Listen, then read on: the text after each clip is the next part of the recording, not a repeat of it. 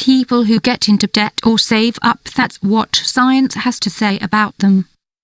The profiles of people who take on debt or save are very different. They have different perceptions of money and the future.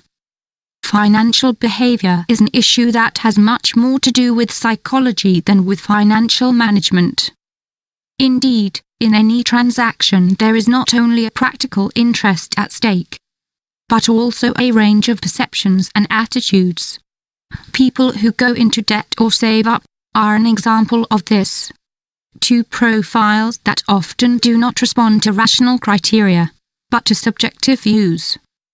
People who take on debt or save up correspond to two different consumption styles. Generally speaking, people who get into debt can be classified as people who practice anticipatory consumption. On the other hand, savers are characterized by postponing consumption, sometimes indefinitely. In some cases, each type of consumption is the result of reasons that have nothing to do with a better use of their resources. Altschuch et al. Has carried out a study of the phenomenon of people who take on debt or save up. They discovered that these profiles tend to be associated with certain values, beliefs and perceptions. However, a person who incurs debt is not always irresponsible, nor is a person who saves consistently prudent. Let's take a closer look at this topic. If I owe you £1, I have a problem, but if I owe you £1 million, the problem is yours. John Maynard Keynes. The context. When we talk about people getting into debt or saving, we usually refer to money management. It is actually the first subjective element that comes into play. This is because, strictly speaking, money only has a symbolic and conventional value for society. Until the 1970s, money printed as banknotes had to have something tangible as collateral. This was usually a gold depository. In this way, a person could exchange the notes for metal currency as they had an equivalent value. However, a change occurred in the United States when the country began printing money without collateral. Over time, all countries ended up doing the same. This caused the value of money to fluctuate, sometimes to extreme levels. Paradoxically, they also began to appear more attractive than other goods with greater stability, e.g. land. In this way, consumerism became stronger. This suggests an extremely simple equation: you buy what you want with money. Money has become popular. In addition, those who do not physically have money can still buy. Credit cards are actually one of the ways in which this is possible. The financial system became a big lender that in reality produces nothing.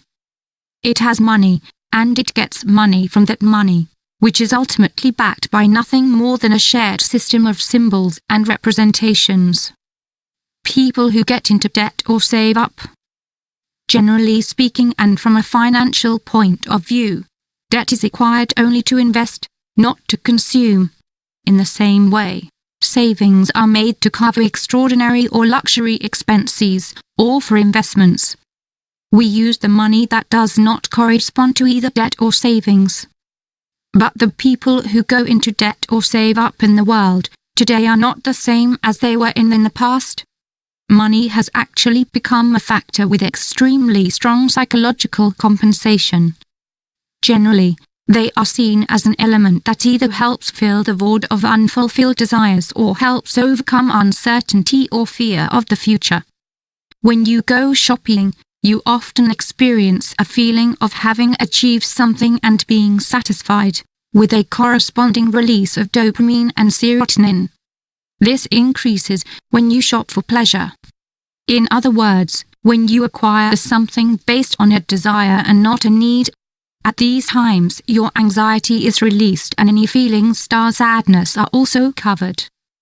At the same time, saving up and never touching your savings means that you avoid the anxiety caused by the expectation of a frightening future.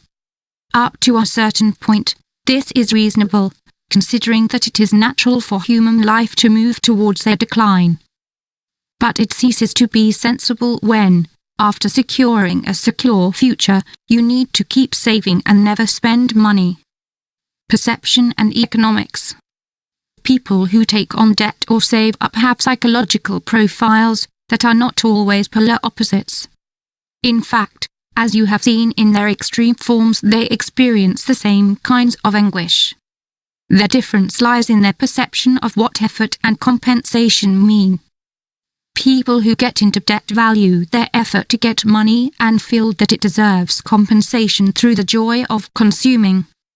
Similarly, people who save value their efforts and feel that they should not waste what they have been given since they have had to make sacrifices to achieve it. Studies also shows that people who take on debt or save up perceive money in a way that is closely related to childhood experiences. If a person, e.g., has grown up with a lack of money, that person usually has a greater sense of insecurity and will tend to save. Moreover, if they do take on debt, they will do so with caution. On the other hand, a person who grew up in a financially comfortable environment will tend to believe that he or she can solve any financial problem that may arise. Therefore, he or she will tend to be more impulsive. Science has proven that the management of personal finances is closely related to the management of one's own emotions.